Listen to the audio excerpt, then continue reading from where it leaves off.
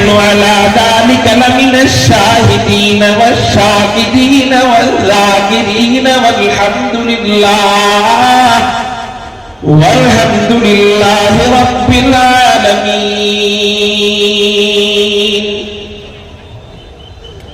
मकसद अगर तरबियत लाल बदख्शा, मकसद अगर तरबियत लाल बदख्शा, बेसोद है पक्के हुए खुर्शीद का परताव, बेसोद है पक्के हुए खुर्शीद का परताव।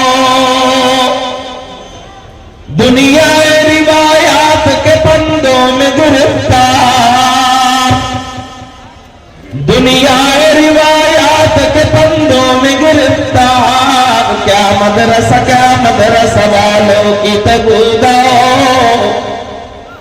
क्या मदरसा वालों की तगुदा। कल सकते थे जो अपनी जमाने की इमामत, कर सकते थे जो अपनी जबानी की इमामत। और कोहन दिमाग अपने जबाने के पैरों, ओ कोहन दिमाग अपने जबाने के पैरों। ला इलाहा इल्लल्लाह,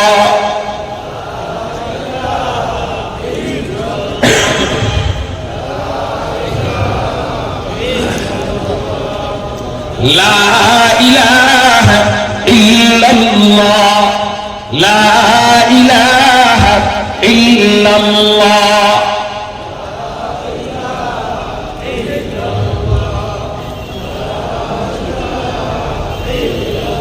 तेरे महबूब की आरब शबाहत लेके आया हो, तेरे महबूब की आरब शबाहत लेके आया हो। हकीकत उसका तू करमई सूरत लेके आया हो, न अज़मत लेके आया हो, न शौकत लेके आया हो, न अज़मत लेके आया हो, न शौकत लेके आया हो। मोहब्बत लेके आया हो, मोहब्बत लेके आया हो। ला इलाहा इल्लल्लाह,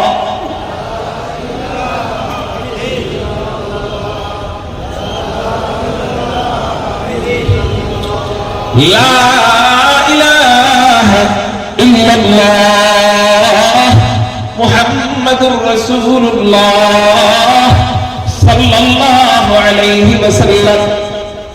अल्हम्दुलिल्लाह, अल्लाह जल्ल जलालुहु व अज़्ज़ा नवालुहुর দরবারে লাখ কোটি শুকরিয়া আদায় করি যে মহান রব্বে করিম আমাদেরকে তালদিঘি মাদ্রাসা, কুরকুচি কান্দা কুরআনিয়া এতিমখানা ও তালদিঘি মাদ্রাসার উদ্যোগে হাফেজ ছাত্রদের পাগড়ি প্রদান উপলক্ষে বার্ষিক ইসলামী মহাসম্মেলনে রব্বে কায়নাত রব্বে করিম আমাদেরকে আসার বসার তৌফিক দান করেছেন। সেই জন্য সবাই অন্তরের অন্তঃস্থল থেকে শুকরিয়া আদায় করি, চিৎকার দিয়ে বলি আলহামদুলিল্লাহ। মুহতারাম হাজিরিন, যারা উঠে গেছে তো গেছে, ওদের ইস্তেঞ্জা পেশাব পায়খানা দরকার আছে না?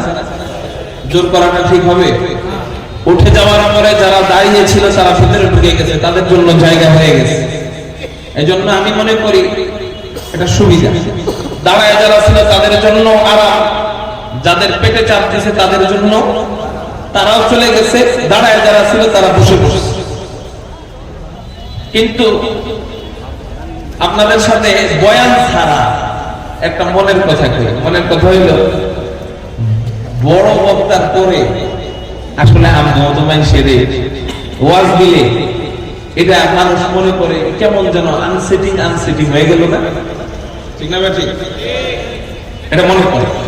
এই জন্য আগে কিছু বুদ্ধি খেয়ে দেয়। বুদ্ধি আল্লাহ হুজুরকে হিকমত দিয়েছে না? এই কোন না কেন হুজুরকে হিকমত দিয়েছে না? কোরআনে আল্লাহ বলে ওয়াল কুরআনিল হাকীম, কোরআন হলো হিকমত ওয়ালা। এই কোরআন যারা পড়ে আল্লাহ তাদেরকেও হিকমতওয়ালা বানায় দেয়। এই কোরআন যারা পড়ায় আল্লাহ তাদেরকেও হিকমতওয়ালা বানায় দেয়। আল্লাহ উলামায়ে কেরামদেরকে হিকমতওয়ালা বানিয়েছেন। হযরত রশিদ আহমদ গঙ্গোহী রাহমাতুল্লাহি আলাইহিকে ইংরেজরা গ্রেফতার করলো 1857 সালে। শামিলের যুদ্ধের পরে রশিদ আহমদ গঙ্গোহী রাহমাতুল্লাহি আলাইহিকে গ্রেফতার করা হলো। হযরত রশিদ আহমদ গঙ্গোহী রাহমাতুল্লাহি আলাইহিকে ইংরেজের জজ বলে, হযরত আপনার কাছে নাকি অস্ত্র আছে? অস্ত্র? হযরত রশিদ আহমদ গঙ্গোহী চিন্তা করেন, আসলে তো আমার কাছে অস্ত্র আছে। আমি যদি বলি আমার কাছে অস্ত্র আছে, ওরা আমার যাবজ্জীবন কারাদণ্ড দিবে। আর যদি বলি আমার কাছে অস্ত্র নাই, তাহলে মিথ্যা হয়ে যাবে। মিথ্যা বললে আল্লাহর কাছে ধরা, সত্য বললে ওদের কাছে ধরা। কি করা যায়? উনি মাঝখান দিয়ে হিকমত বের করলেন। ওয়াল কুরআনিল হাকীম, কুরআন হলো হিকমতওয়ালা। এই কুরআন যারা পড়ে আল্লাহ তাদেরকেও হিকমতওয়ালা বানায় দেয়। এই কুরআনের সাথে যারা থাকে আল্লাহ তাদেরকেও হিকমতওয়ালা বানায় দেয়। এই কুরআন যারা পড়ায় আল্লাহ তাদেরকেও হিকমতওয়ালা বানায় দেয়। সত্য বললে জেলখানা, মিথ্যা বললে আল্লাহর কাছে ধরা। এই অবস্থায় দাঁড়ায় হযরত রশিদ আহমদ গঙ্গোহী রাহমাতুল্লাহি আলাইহি কোনো মিথ্যা কথা বলেন নাই।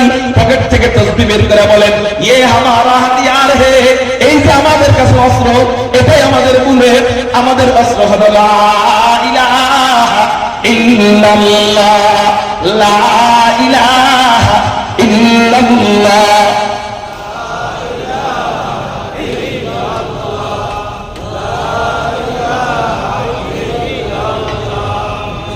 লা ইলাহা ইল্লাল্লাহ। अल्लाह अल्लाह क्या मजा मुर्शिद के मैं खाना में है। अल्लाह अल्लाह क्या मजा मुर्शिद के मैं खाना में है। दोनों आलम की हकीकत एक पैमाना में है। ला इलाहा इल्लल्लाह, ला इलाहा इल्लल्लाह मुहम्मदुर রাসূলুল্লাহ। মুহাম্মাদের সাথে বলেন সাল্লাল্লাহু আলাইহি ওয়াসাল্লাম। হযরত রশিদ আহমদ গঙ্গোহী রাহমাতুল্লাহি আলাইহি, ওনাকে জিজ্ঞাসা করা হয়, হযরত আপনার কাছে অস্ত্র আছে কিনা? উনি চিন্তা করেন, আমি যদি বলি অস্ত্র আছে তাহলে ধরা, আর যদি মিথ্যা বলি তাহলে আল্লাহর কাছে ধরা। এই জন্য উনি হিকমত অবলম্বন করলেন। পকেট থেকে তাসবিহ বের করে বলেন, হ্যাঁ আমার কাছে অস্ত্র আছে। তাই কই তোমার অস্ত্র? তাই এটা আমার অস্ত্র। জোরে বলেন সুবহানাল্লাহ। হযরত কাসিমুল খায়রাত ওয়াল উলুম কাসিম নানুতুবি রাহমাতুল্লাহি আলাইহি দারুল উলুম দেওবন্দ মাদ্রাসার প্রথম মুহতামিম কাসিমে খাসানি থা और जिल्ले वलीउल्लाह था। कासिमे सानी था और जिल्ले वलीउल्लाह था। वो खुदा के सरजमी में हुज्जत इस्लाम था। वो खुदा के सरजमी में हुज्जत इस्लाम था। इंग्लिशদের বিরুদ্ধে যুদ্ধের সিপাহসালার ছিলেন হযরত কাসিমুল খায়রাত ওয়াল উলুম কাসিম নানুতুবি রাহমাতুল্লাহি আলাইহি। এই কাসিম নানুতুবিকে ইংরেজরা গ্রেফতার করতে যায়। কাসিম নানুতুবি রাহমাতুল্লাহি আলাইহি তখন দারুল উলুম দেওবন্দ মাদ্রাসার সত্তা মসজিদ ঝাড়ু দিতেছিলেন। এই ঝাড়ু দেওয়ার সময় ইংরেজ যায়া কাসিম নানুতুবিকে জিজ্ঞাসা করে, এ মিয়া মৌলভী কাসিম কাহা? মৌলভী কাসিম কোথায়? মৌলভী কাসিমকে জিজ্ঞাসা করে মৌলভী কাসিম কোথায়? উনি মনে মনে চিন্তা করেন, আমি তো মৌলভী কাসিম, আমি যদি বলি আমি মৌলভী কাসিম ধরা খেয়ে যাব, ওরা আমার জেলখানায় নিয়ে ঢুকাবে। আর যদি বলি আমি মৌলভী কাসিমকে চিনি না, আল্লাহর আদালতে ধরা খাইতে হবে। আমাদের আকাবিররা, আমাদের বুজুর্গরা জীবন চলে যাবে, মাদার মিথ্যার আশ্রয় নিতেন না। আর আমাদের অবস্থা এমন, আমাদের মিথ্যা বলাটা কালচারে রূপান্তরিত হয়ে গেছে, কালচারের পরিণত হয়ে গেছে। নিয়ত করেন আমরা জীবন চলে গেলেও ইনশাআল্লাহ আর জীবনে মিথ্যা বলবো না। মিথ্যাটা আমাদের অভ্যাসে পরিণত হয়ে গেছে। এই ভাই অমুক জায়গায় কত দূর? হুজুর 2 কিলোমিটার, কিন্তু যাওয়ার পরে দেখা যায় 30 কিলোমিটার। সত্য বললো না মিথ্যা বললো? হুজুর আগামীকালকে ভাই ও ব্যবসায়ী ভাই আপনার টাকা আগামীকালকে দিয়ে দিব, মগর আগামীকালকে সে অসুস্থ, খুঁজে পাওয়া যায় না। আছে না নাই? আল্লাহর কসম এই মাল আমি কিনছি ভাই 150 টাকা দিয়ে, তোমার লাগে 160 টাকা আমি দিব। কিনছে 80 টাকা দিয়ে। কয় টাকা দিয়ে? সত্য না মিথ্যা? বলে জীবন চলে গেল আমাদের বড়রা মিথ্যা বলতেন না, কারণ মিথ্যা বলা মুনাফিকের আলামত। নবীজি বলেন আয়াতুল মুনাফিক সালাস, মুনাফিকের আলামত তিনটা। ইদা হাদাথা কাযাবা, কথায় কথায় মিথ্যা বলবে। ওয়া ইদা ওয়াদা আখলাফা, বারবার ওয়াদা খেলাফ করবে। ওয়া ইদা তুমিনা খানা, আমানত রাখা হলে আমানতের খেয়ানত করবে। হা হা হা, আমানত যখন রাখা হবে সন্তানদের সাথে খারাপ আচরণ করবে। ছেলেকে সবসময় বেশি দিবে, মেয়েকে সবসময় কমটা দিবে। আমানত রাখা হবে আমানতের খেয়ানত করবে। টাকা রাখা হলে টাকা ভেঙে ফেলবে। রাষ্ট্রের আমানত রাখা হলে রাষ্ট্রের আমানতের খেয়ানত করবে। ইসলামের আমানত রাখা হলে ইসলামের আমানতের খেয়ানত করবে। বক্তা হিসাবে আল্লাহ, দাঈ হিসাবে আল্লাহ আমাদেরকে ইসলাম থেকে আমানত দিয়েছেন। আমরা আপনাদের সামনে কথা বলি, প্রত্যেকটা কথা হলো আমানত। এই আমানতের খেয়ানত করে অনেক মুনাফিক আছে না নাই? এই জায়গায় বৈশা বৈশা বলে, এই মিম্বরে, পবিত্র মিম্বরে বৈশা বৈশা বলে আল্লাহর নাম নিয়ে আপনারা নায়িকাদের দিক তাকাবেন। কি বলে? আল্লাহর নাম নিয়ে কোন দিকে তাকাইবেন? কোন নায়িকার নাম বইলা, ওই কোন দেশের নায়িকা, ওর নাম বইলা বলতেছে আল্লাহর নাম নিয়ে ওর দিক তাকাবেন, দেখবেন কি সুন্দর। সুবহানাল্লাহ, নাউজুবিল্লাহ বলে। আচ্ছা, তাকানো, নারীদের দিক তাকানো, এটা কি চোখের জিনা না? আল্লাহর নাম নিয়ে যদি নায়িকার দিক তাকাইলে সওয়াব, তাহলে আল্লাহর নাম নিয়ে তো লজ্জা স্থানের জিনা করলে সওয়াব। ওর কথা মতো ব্যক্তি এটাই বলে, আল্লাহর নাম নিয়ে চোখের জিনা করলে জিনা হয় না? আল্লাহর নাম নিয়ে যদি চোখের জিনা করলে জিনা মাফ হয়ে যায়, আল্লাহর নাম নিয়ে লজ্জা স্থানের জিনা করলেও তো জিনা মাফ হয়ে যেত। এই মডার্ন মুসলিমদের হাতে যদি ইসলাম যায়, এই ইসলাম, এই রাষ্ট্র, এই দেশ কখনো শান্তিতে থাকতে পারবে না। আল্লাহ আমাদেরকে এই মডারেট ইসলামী, এই মডারেট মুসলিমদের থেকে এই দেশকে, জাতিকে হেফাজত করুক। ওরা, ওদের কাছে ক্ষমতা গেলে এই দেশের 12টা বাজায় চলে যায়। আমি কাদের কথা কইতেছি আপনি বুঝেন নেই? বুঝছেন আপনারা? আচ্ছা, বুঝলে ভালো। এখন নাম কম যাবে না, কারণ এখন মুসলমান এক হওয়ার সময় তো ওই দলের নাম কইলে আবার সমস্যা। এই দুই একজন ওই দলের লিডারদেরকে বলবো, এই দুই একজনকে আপনারা তওবা করান, তওবা না করালে জুতা দিয়ে পিটায়া দল থেকে বের করে দেন। আল্লাহর নাম বইলা নায়িকার দিক তাকাইতে উপদেশ দেয়, বয়ানের পবিত্র মঞ্চে বসা। এদেরকে আমরা স্টেজে দেখতে চাই না, এদেরকে আমরা ইসলামের নেতা হিসেবে দেখতে চাই না। তওবা যদি না করে এদেরকে ঘাড় ধাক্কা দিয়ে আপনাদের দল থেকে বের করে দেন। আপনাদের দলকে আল্লাহ টিকায় রাখেন। আমাদের আকাবির বুজুর্গরা জীবন চলে গেলেও জবান দিয়ে কোনো খারাপ কথা বলতেন, মিথ্যা কথা বলতেন। হযরত কাসেম নানুতুবি রাহমাতুল্লাহি আলাইহি বলে, এই মৌলভী কাসেম কোথায়? উনি নিজেই মৌলভী। উনি যেই জায়গায় দাঁড়ায় ছিলেন, উনি চিন্তা করেন আমি যদি বলি আমি মৌলভী কাসেম, তাহলে ওর কাছে ধরা আমারে ফেলে দিবে। আর যদি বলি আমি মৌলভী কাসেমকে চিনি না, তাহলে আল্লাহর কাছে ধরা। মিথ্যা বললে আল্লাহর কাছে ধরা খাবো। কি করা যায়? কি করা যায়? ওই যে ওয়াল কুরআনিল হাকীম, কুরআন মানে হিকমত ওয়ালা। এই কুরআন যে পড়বে, এই কুরআন যারা পড়াবে, আল্লাহ তাদেরকেও হিকমত ওয়ালা বানায় দেয়। হযরত কাসেম নানুতুবি হিকমত অবলম্বন করলেন। উনি যেই জায়গায় দাঁড়ায় ছিলেন, ওই জায়গার থেকে 5 হাত দূরে যায় আগের জায়গা দেখায় বলতেছেন, মৌলভী কাসেম আবি তুই হাথা। মৌলভী কাসেম কিছুক্ষণ আগেই তো এই জায়গায় ছিল, এখন জানি কই। বুঝেন নাই আমার? সুবহানাল্লাহ বলে। উনি যেই জায়গায় দাঁড়ায় ছিলেন, ওই জায়গার থেকে 5 হাত দূরে যায় আগের জায়গায় দেখায় বলতেছেন, মৌলভী কাসেম কিছুক্ষণ আগে এখানে ছিল, এখন জানি কই। ওই মদনের মাথা কি ওরকম? ওরা মনে করছিল মৌলভী কাসেম নানুতুবি মনে হয় 20 মিনিট আগে এই জায়গায় ছিল, এখন মনে হয় নাই। সুবহানাল্লাহ বলে। এটা উলামা হযরতদের হিকমত। জোরে বলেন, উলামা হযরতদের হিকমত। কুমিল্লার এক ওয়াইজ ছিলেন, নাম মুস্তাফা আল হুসাইনি রাহমাতুল্লাহ আলাইহি। চিনেন নি আপনারা? উনি হোটেলে ঢুকছেন নাস্তা খাওয়ার জন্য, তো খানা খাইতেছিলেন। আপনার মুরগির রোস্ট চিনেন? মুরগির রান খাইতেছে, মুরগির রান খাইতেছে। পাশে একজন কোটটাই পরে বড় লোক বসে রয়েছে, চা দিয়ে রুটি খাইতেছে। কি দিয়া? এমন মনে মনে তার অনেক দিনের আশা, হুজুরকে বাস দিব। হুজুরকে তো সহজে বাস দেওয়া যায় না, আজকে একটু হুজুরকে বাস দিব। হুজুর হুজুর কন্ত দেখি আমাদের এলাকার কুকুর বিলাইরা মুরগির রান কেমনে খায়। হুজুরে কি খাইতেছে? মুরগির রান। কি প্রশ্ন করছে যে আমাদের এলাকার কুকুর বিলাইরা মুরগির রান কেমনে খায়? যে প্রশ্ন করছে হ্যাঁ আবার খাইতেছে কি? চা দিয়া রুটি। হুজুরে কয় মনে মনে যে আমারও তুই আটকাইতে আসছিস, আমারও চিনস নাই। আল্লাহ আমাদেরকে হিকমতের পরিণত দান করেছেন। ওয়াল কুরআনিল হাকীম ইউতিল হিকমাতা মান ইয়াশা ওয়া মান ইউতাল হিকমাতা ফাকাদ উতিয়া খায়রান কাসীরা। আল্লাহ কুরআনের ভিতরে আমাদেরকে হিকমতের দান করেছেন, হিকমতের জ্ঞান দান করেছেন। আমাদেরকে তুই আটকাইতে আসস। হুজুর বলে আপনি জানেন না তোমরা শিক্ষিত মানুষ, আমাদের এলাকার কুকুর বিলাই মুরগির রান কেমনে চাবায়। শুনেন আমার থেকে, আমাদের এলাকার কুকুর বিলাইরা মুরগির রান কেমনে চাবায়। আমাদের এলাকার বড় লোকেরা কোথায় পেরা চা দিয়া রুটি কেমনে চাবায়। আমাদের এলাকার কুত্তা বিলাইরা মুরগির রান কেমনে চাবায়। খাইছেন এই বাস। এটা হুজুরদের হিকমত, এটা হুজুরদের জেহেন। এই জেহেন হয় কোরআনের বদৌলতে। যারা বলেন কিসের বদৌলতে? কোন কথা বলতে যে এই পর্যন্ত আসলাম জানেন? আগে বড় বক্তার পরে আমারে দিলে আমি হিকমত খেলাইতাম।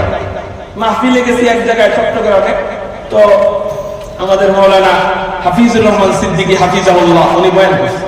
আরো 4 বছর আগে, তখন আমি নতুন বক্তা, একেবারে প্রথম বছর। তো আমাকে হুজুর যাওয়ার পরে এখন আমার বসে, তখন আমাদের কেউ চিনে না, কেউ সাথ দিয়েও করে না।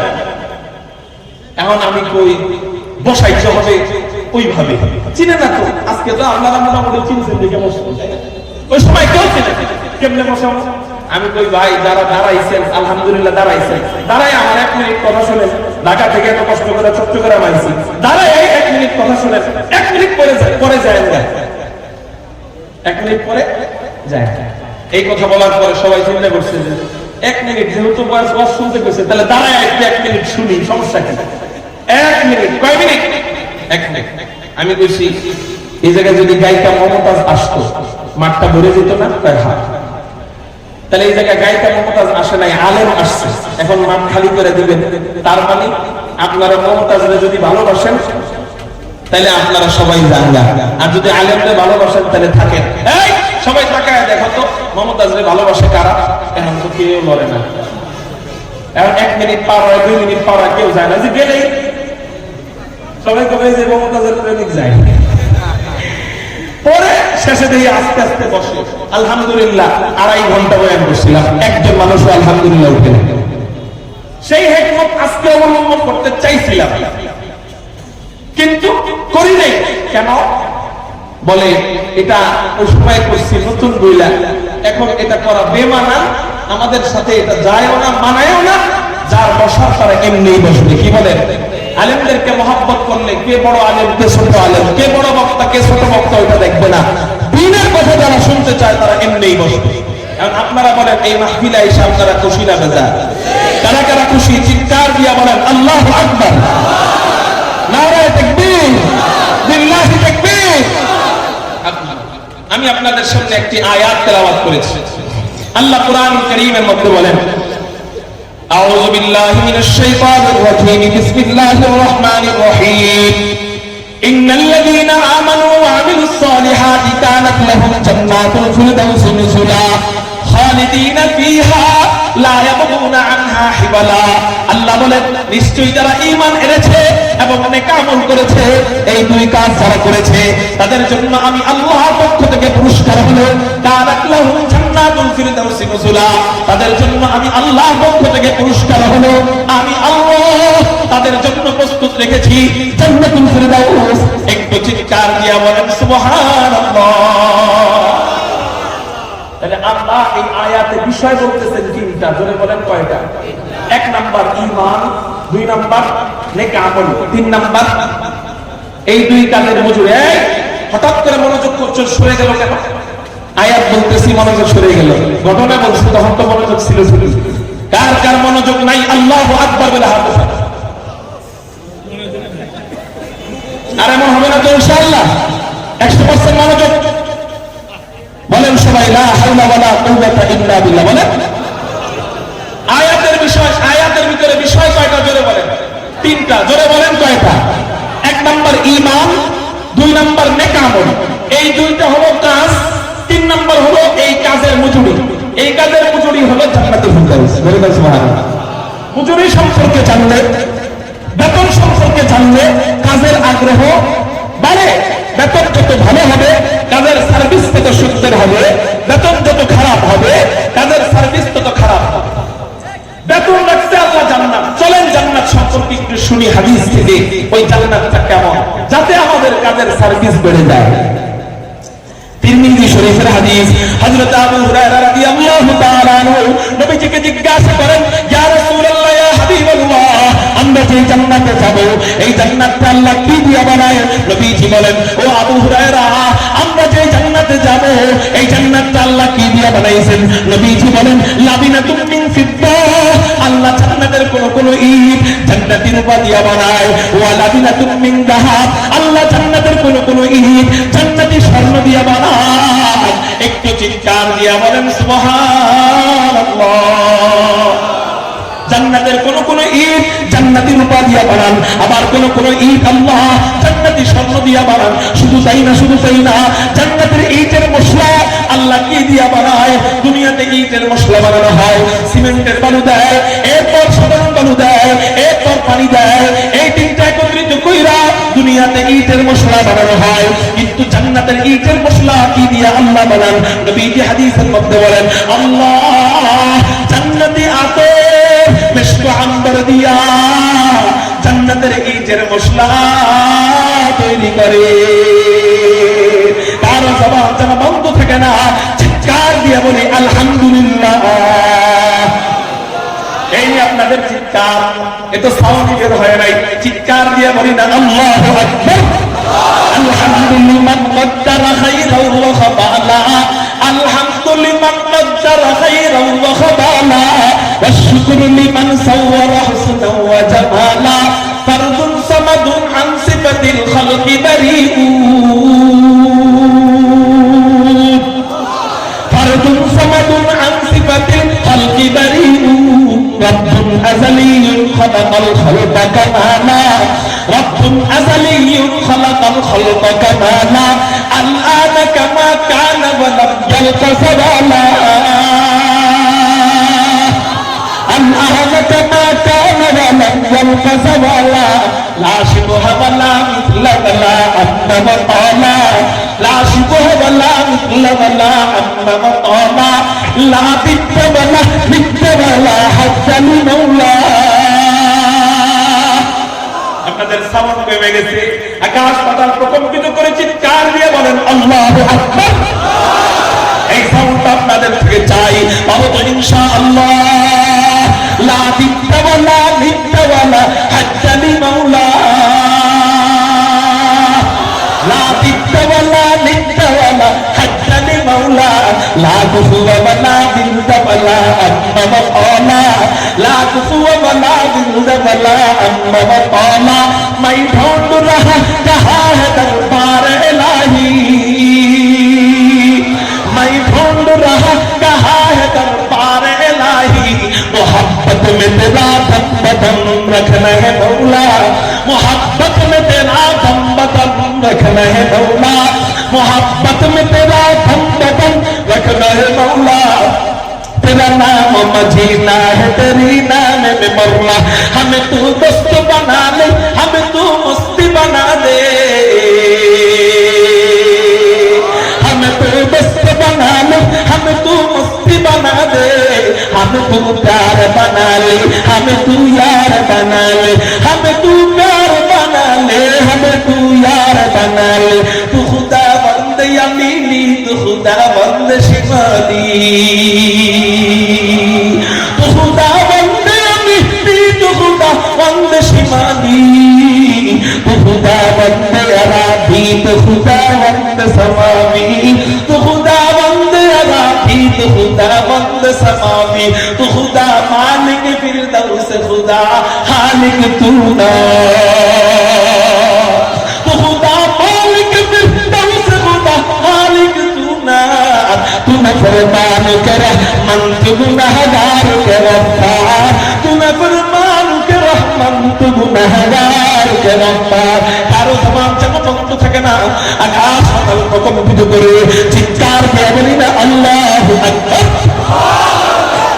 আল্লাহ যেন আমাদেরকে ওই জান্নাতের জন্য কবুল করেন, সবাই বলি আমিন। তো জান্নাতের ইটের মশলা আল্লাহ কি দিয়া বানায়? নবীজি বলেন জান্নাতি আতর মিশকে আম্বর দিয়া আল্লাহ জান্নাতের ইটের মশলা বানায়। এবার আল্লাহ বলেন এই ইটের মশলার ঘ্রাণ, নবীজি বলেন ইটের মশলার ঘ্রাণ জান্নাতের ঘ্রাণ কত দূর থেকে পাওয়া যাবে? নবীজি বলেন 40 সানা। জান্নাতের আল্লাহ এমন ঘ্রাণ রেখেছেন জান্নাতের বাহিরে জান্নাতীরা 40 বছর দূরে থাকবে।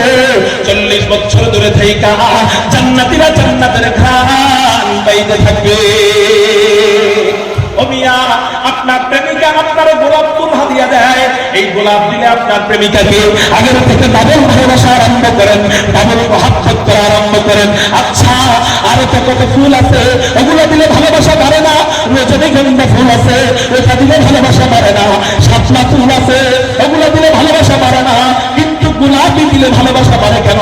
তাই হুজুর গোলাপের একটা যোগ্যতা আছে, সেই যোগ্যতা হলো গোলাপের একটা মিষ্টি ঘ্রাণ আছে। এই ঘ্রাণের কারণে এই গোলাপ একজন আরেকজনকে দিলে গোলাপের কারণে ঘ্রাণের কারণে ওই ব্যক্তিকে ডাবল ভালোবাসা আরম্ভ করে দেয়। আচ্ছা, ঘ্রাণের কারণে যদি তুমি ডাবল ভালোবাসো, এই ঘ্রাণ কত ঘ্রাণ পায়? নাকের কাছে আনলে ঘ্রাণ পাওয়া যায়, এক হাত দূরে নিলে আর ঘ্রাণ পাওয়া যায় না। এই এতটুকু ঘ্রাণের জন্য যদি তুমি এক ব্যক্তিকে মহব্বত করতে পারো, তাহলে সবচেয়ে বেশি ঘ্রাণ আল্লাহ আমাদের জন্য রেখেছেন জান্নাত। সেই জান্নাতের বাহিরের ঘ্রাণ 40 বছর দূর থেকে পাওয়া যাবে। তাহলে বলো ওই মালিকের উন্নতি কদমে 5 ওয়াক্ত কেন চেষ্টা দাও না? ঘ্রাণের জন্য কেউ কাউকে ভালোবাসলে সবচেয়ে বেশি আল্লাহকে ভালোবাসা দরকার। আচ্ছা, লাইটিং করা হয়েছে কি বাহিরের আলো যাওয়ার জন্য না ভিতরের আলো দেওয়ার জন্য? জান্নাতের ঘ্রাণের উদ্দেশ্য কি বাহিরে যাক না ভিতরে থাকো? কোনটা উদ্দেশ্য? ভিতরের উদ্দেশ্য, কারণ জান্নাতীরা বাহিরে থাকবে না ভিতরে। কিন্তু এই আলো ফাঁকফোঁক করে দিয়ে বাহিরে কিছু যায় কিনা? জান্নাতের ঘ্রাণ ফাঁকফোঁক করে দিয়ে বাহিরে কিছু যাবে? আপনি চিন্তা করেন, এই কিছু ঘ্রাণ যদি 40 বছর দূর থেকে পাওয়া যায়, কিছু ঘ্রাণ যদি এত হয়, তাহলে জান্নাতের ভিতরের ঘ্রাণ না জানি কেমন হবে।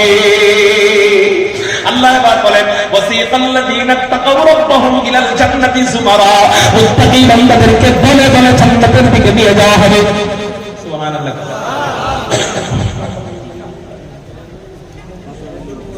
এটা একজনের বয়ান শেষ হলে আর মাঝখানে বলে,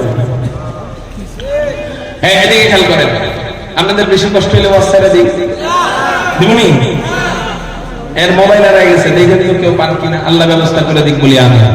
আমার দিকে তাকা, দোষ আপনার, আপনি পকেট হেফাজত করবেন না কেন? আল্লাহু আকবার, সবাই বলেন আল্লাহু আকবার। ওয়াসিকাল্লাযীনা তাকাউ রাব্বাহুম ইলাল জান্নাতি যুমারা, মুত্তাকী বান্দাদেরকে দলে দলে জান্নাতের দিকে নেওয়া হবে। এবার মুত্তাকী বান্দারা যখন জান্নাতের কাছে আসবে, আল্লাহ বলেন হাত্তা ইযা জাউহা, যখন মুত্তাকী বান্দারা জান্নাতের কাছে আসবে। আচ্ছা, জান্নাতীরা জান্নাতের কাছে আসবে কি দিয়া? হাসরের ময়দান যদি জান্নাতের থেকে 40 বছর দূরে হয়, তাহলে হাসরের ময়দান থেকে জান্নাতে আসতে 40 বছর সময় লাগলে পায়ে হেঁটে গেলে সম্ভব হবে? যদি হাসরের ময়দানটা জান্নাত থেকে 40 বছরের দূরে হয়, পায়ে হেঁটে যাওয়া সম্ভব? আল্লাহ কি আমাদের জন্য দুনিয়ার কোন গাড়ির ব্যবস্থা করবেন কিনা? আরে না না না, ওখানে তো দুনিয়ার কোন গাড়ি এলাও হবে না, ওখানে কোনো বিমান থাকবে না, ওখানে কোনো হেলিকপ্টার থাকবে না, ওখানে কোনো এরোপ্লেন থাকবে না, ওখানে কোনো রেলগাড়ি থাকবে না, ওখানে কোনো BMW থাকবে না, ওখানে কোনো R15 থাকবে না। আল্লাহ পাক রব্বুল আলামিন আপনার আমার জন্য হাসরের ময়দান থেকে আপনাকে জান্নাতে নেওয়ার জন্য জান্নাতি গাড়ির ব্যবস্থা করে দিবে। ওই গাড়ি কোন গাড়ি? বলে আল্লাহ পাক রব্বুল আলামিন ওই গাড়িটা যেটা দিবেন সেটা আমরা অন্য হাদিস থেকে জানি।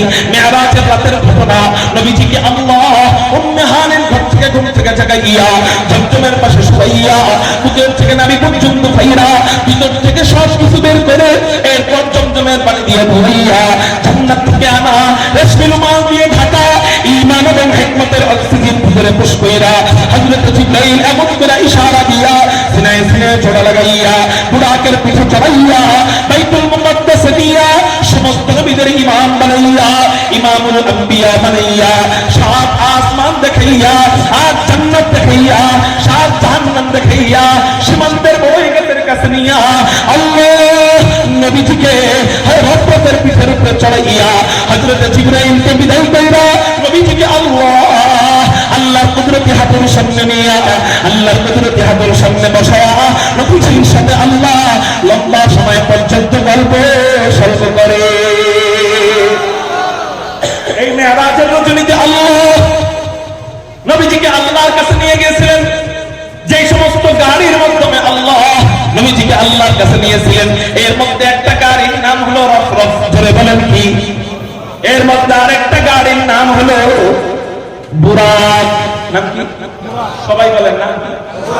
এই বুরাকটা কেমন? হাদিসের মধ্যে পাওয়া যায় এই বুরাকের 2টা পাখনা আছে। এই বুরাকটা দেখতে গাধার মতো না, খচ্চরের মতো না। এই বুরাকটার চেহারা সুন্দরী রমণীদের মতো দেখা যায়। এই বুরাকের চলার গতি কেমন? নবীজি হাদিসের মধ্যে বলেন এই বুরাকের চলার গতি চোখের দৃষ্টি যত দূর যায় বুরাক একটা করে লাভ দেয়। এই বুরাক আল্লাহ নবীজির জন্য যখন পাঠাইছেন হযরত জিবরাইল বলেন ইয়া রাসূলুল্লাহ ইয়া হাবিবাল্লাহ, আপনার জন্য আল্লাহ এই বুরাক পাঠাইছেন, আপনি বুরাকের পিঠের উপরে চড়েন। নবীজি বলেন ও জিবরাইল, এত চমৎকার একটা যানবাহন আল্লাহ আমার জন্য বানাইছেন, আমি অনেক খুশি হয়েছি জিবরাইল। কিন্তু জিবরাইল বলে এত চমৎকার একটা যানবাহন আল্লাহ আমার একার জন্যই বানাইছেন, আমার উম্মতের জন্য কি বানান নাই? আমার উম্মতের জন্য যদি না বানান আমি নবী একা একা বুরাকের পিঠের মধ্যে চড়িয়া মজা নিতে পারবো না। রহমাতুল লিল আলামিন খান 10 খোদা বন্দে করিম, রহমাতুল লিল আলামিন খান 10 খোদা বন্দে করিম, খলক খলক কওল ফি'ল হাদিস সমঝে ও হাবিব, খলক খলক কওল ফি'ল হাদিস সমঝে ও হাবিব, ওমা أرسلناك إلا رحمة للعالمين।